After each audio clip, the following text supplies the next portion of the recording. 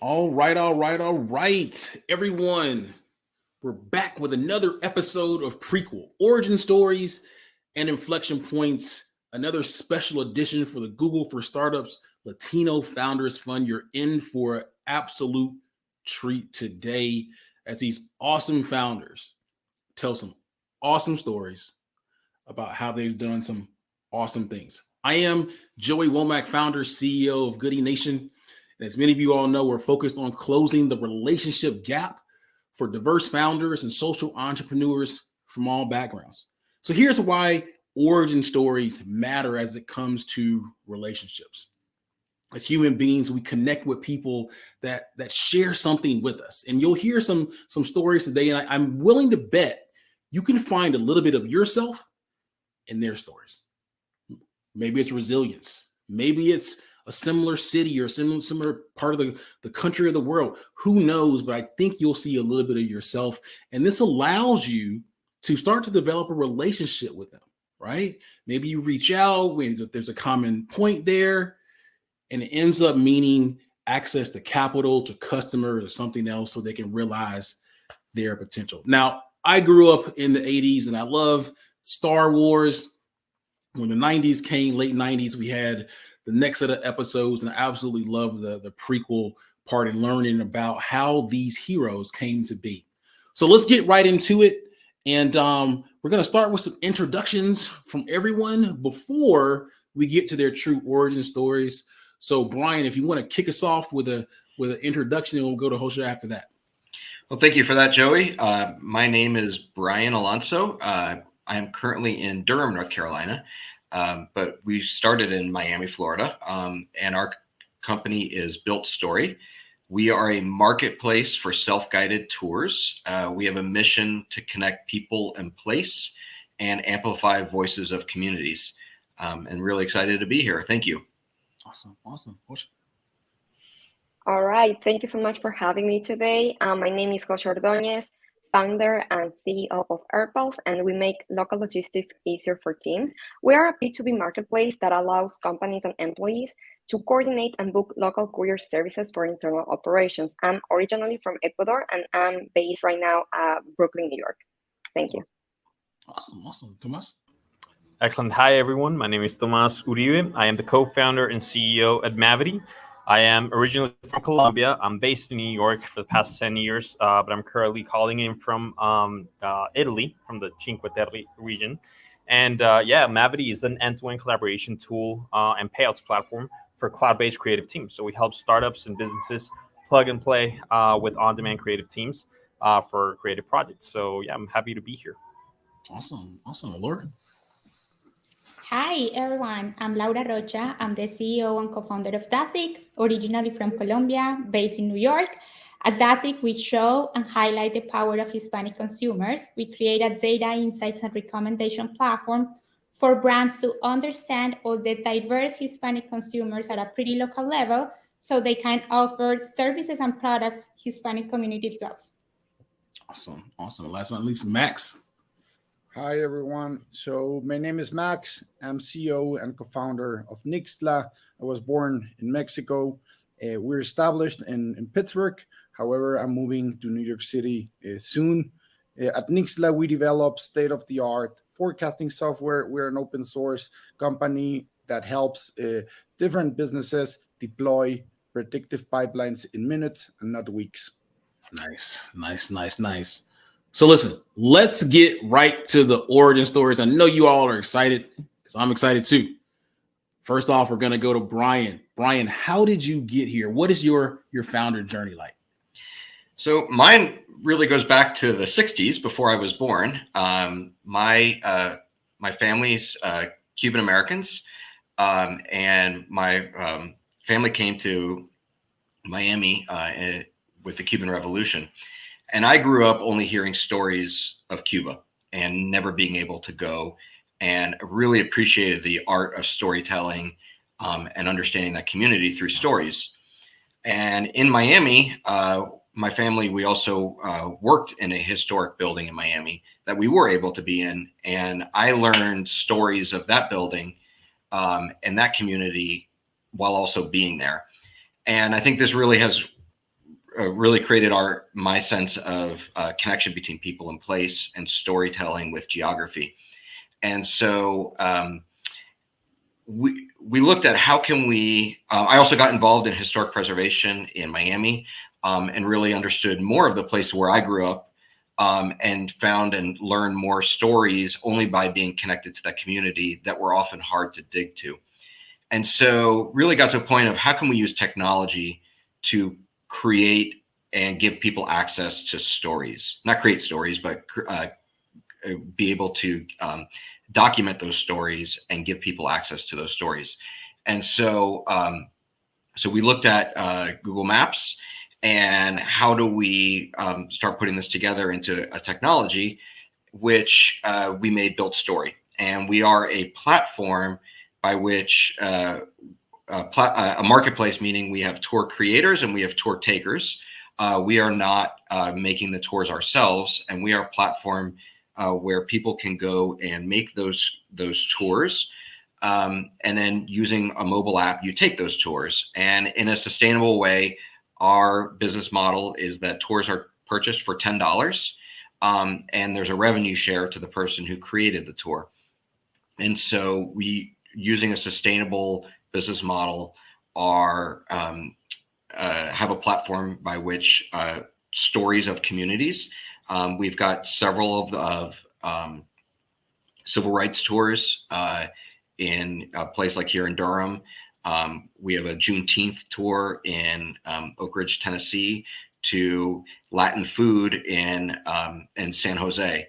And so we've got a way to allow people to have tours of their communities, and to not just be able to walk through a location, but be able to understand the stories of where you are and why that community came to be, for visitors and locals alike.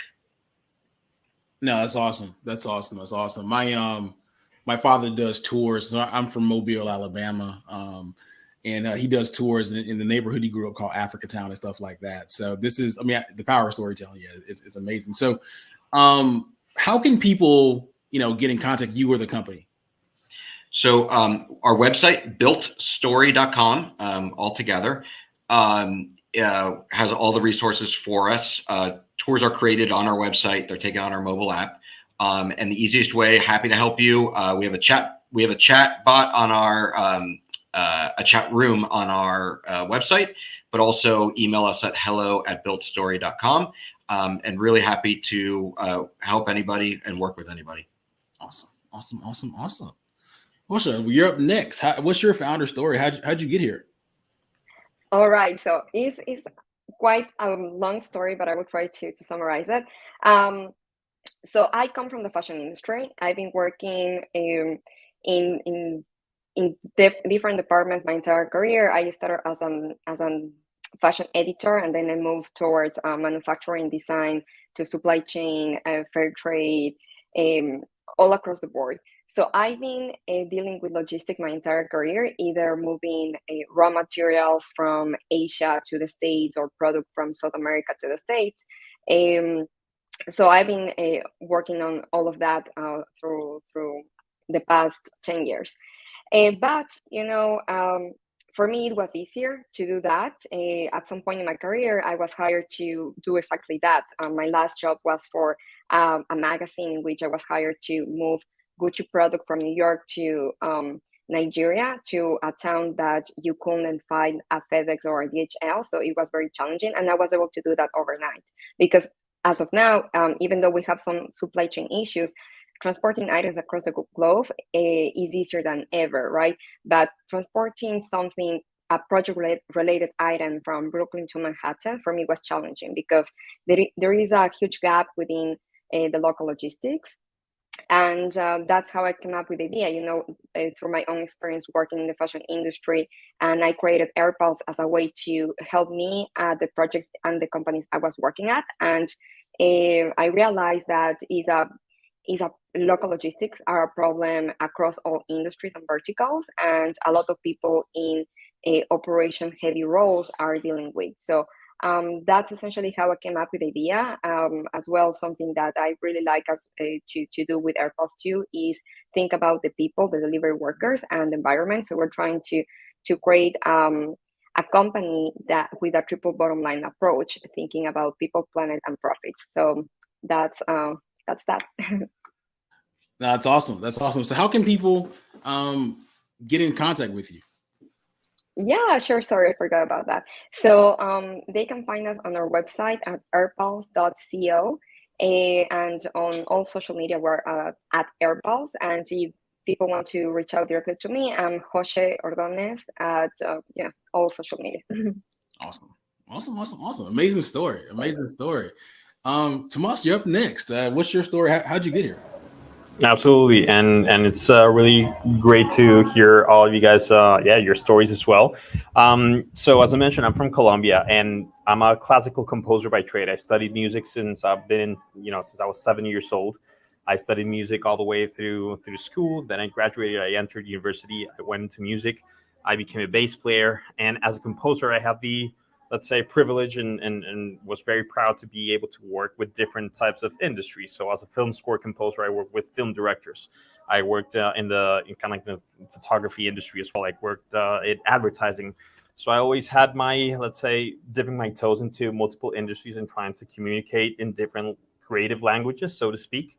And through that, I started to engage with different people, how to effectively execute a creative project when there's multiple stakeholders, when there's different subjectivities around if this is good or if this is bad or is this nice or not.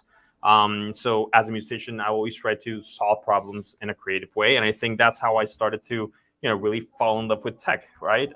Through technology, I was, with my band, I was the one that's sending out, email newsletters through FanBridge, which in the time, MailChimp wasn't very popular or didn't even exist. I also built out our website on myspace.com. So hacking, and doing a little bit of HTML and CSS. And then around that time, I really basically fell in love with New York. I wanted to move to New York. I thought that city was basically what would really allow me to open up my creativity and explore my career as well. And so I moved to New York. I did a master's in media and technology at Parsons School of Design. And then from there, I started to, again, work in multiple other industries. So I worked at United Nations. I worked with a Brooklyn-based startup as well. I worked with an agency, a creative agency from German founders.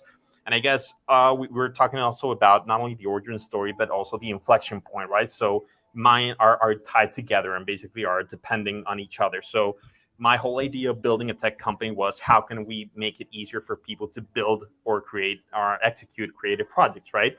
In a way where it's cost efficient and especially leveling the field for startups and businesses who usually don't have a lot of resources or time to build really cool stuff. While at the same time, one of my inflection points was that as an immigrant founder, I had to figure out how to get a work visa, how to have enough resources to quit my startup job and then, dedicate myself full time. So one of those inflection points was when I applied with my then, let's say, product back then to an award by the Inter-American Development Bank and the MIT Technology Review. And, out of 700 proposals, I had the also privilege to win that. So I was the first musician that won an MIT Technology Review Award. And that basically helped me myself incorporate the company and then sponsor my own visa in order to continue working full time. So I guess that has been one of the inflection points because, thanks to that, I was able to start accessing more and opening more doors. So that really helped me kind of, understand as well, how can I bridge the gap between people that want to work for international clients. And that's why, let's say today, Mavity is that, let's say, all-encompassing tool for, building these creative teams cross borders. So I understood also what are the pain points for creators that are overseas or cross-border that they want to work with clients in an easy and simple way while also being tax and legally compliant. So we decided to build that within Mavity, right? And of course, throughout that process, I was fortunate enough as well to, meet my co-founder and CTO. I built, my team that we're today about 8 people as well. And even though I'm based in the New York area, they're all remote as well. As I mentioned, I'm traveling in, right now in Italy. I'm working from here as well. And I I really like to live what we sell, which is, creative freedom and creative economy as well. So yeah, I think that's basically, origin story meets inflection points. I continue to be immigrant since I'm trying to, travel all over the world and trying to figure out what visas do I need. But yeah, that's my story. Awesome. So one, raise your hand if you ever use MySpace. So I'm gonna raise my hand there. Two, no, amazing inflection point, man. I mean, 1 out of 700. I mean, and yeah, that's just amazing, man. That's amazing, and I love that you're living your product as well. So good stuff. Next up, we have Laura. You know the drill. What's your story? Great. So thank you again for sharing our stories. I'm so happy to hear all these amazing stories of Latino founders. As I mentioned, I am originally from Colombia. I born and raised in a town near Medellin, Colombia, and I am a lawyer by training. So I moved to the US in 2017 to pursue a master's in public administration at NYU.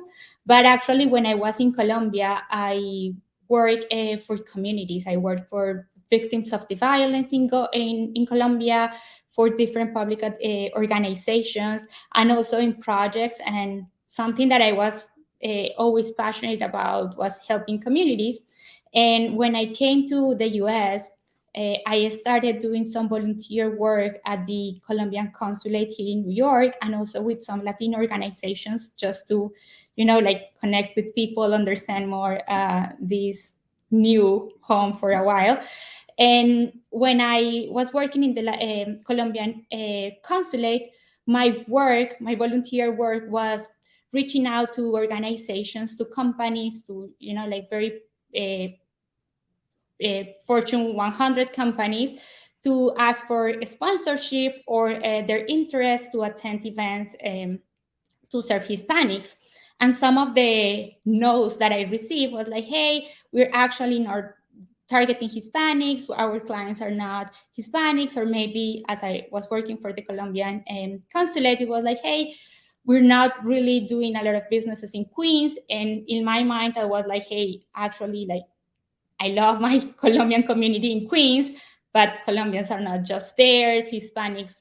I was like, how could you say that Hispanics are not your clients when we are like all these 20% of the US population? So that was something that I was really, I wouldn't say upset, because it was just the reality, but I was very intrigued and understanding more. And with my husband now, but that time was my boyfriend, he was also doing a master's at Columbia University in data science. So we were like, hey, what about if we put together a lot of information about Hispanics? So when we reach out to these companies, they know that there are Colombians using their products or in their areas. And we started doing that information, and it ended up being a consultancy side business while we were doing our programs. And with that information, we were pretty surprised that companies were more open to launch events, even for wealthy Hispanics, even for Hispanic students, all these different communities. And then later on, with the help of the NYU Entrepreneur Institute, I was like, hey, I have this idea, but I don't really know anything about entrepreneurship. I was a lawyer working in the government and the private sector. So with the help of the NYU Entrepreneur Institute, we started a journey of understanding what a business could look like in the US, and how a transition from this side consultancy / volunteer work into a proper business. So they were pretty helpful, offered a lot of resources just to navigate on how to put together a company, lawyers, even resources to start the business, and connecting us with our first early investors. And in that way, we started putting together information of Hispanics. And one of the inflection points that keep us pretty alive, and also more pushed my decision to go full time for this journey, it was that we were working with a company, and through our information, they started growing and growing and growing in Walmart, because Walmart was like, hey, we realized they were serving Puerto Rican and Cuban origin consumers. And then they were like, hey, you're right, like this market is huge, we should expand. So we realized that through all these information, companies really make a change in their mindset on how to serve Hispanics. So that was one of the big inflection points. Of course, then we also had more traction on these early testings. And right now, we are pretty proud to have developed a platform where any company, any creative team, and even organization, government organizations, nonprofits can go and understand at a pretty granular, like in a very specific zip code or store, which communities of Hispanics exist around, which is like their preferences, their purchasing power, like all this information that really can help them tailor their strategies and like focus their attention to the Hispanic market that it's growing and it's very relevant for the US. So yeah, we are also so happy to be part of this program with Google that we know it's going to help us a lot to grow. Awesome. As a data person for insights from my original startups, I love it. How can people get in contact with you or the company? Sure. Our website, dathic.com. People can also reach through LinkedIn. I'm pretty active on LinkedIn, and they can, of course, now we're starting our Twitter, so you can just go and start following us, that we're going to start sharing a lot of content about Hispanics on Twitter as well. Awesome. Last but not least, we have Max. Max, you know the drill, man. What's the story? Thank you, Joey. I'm also very excited to be here. So I'm a philosopher by training. I was born in Mexico, but I studied in Germany. Then I became a self-taught engineer or machine learning practitioner.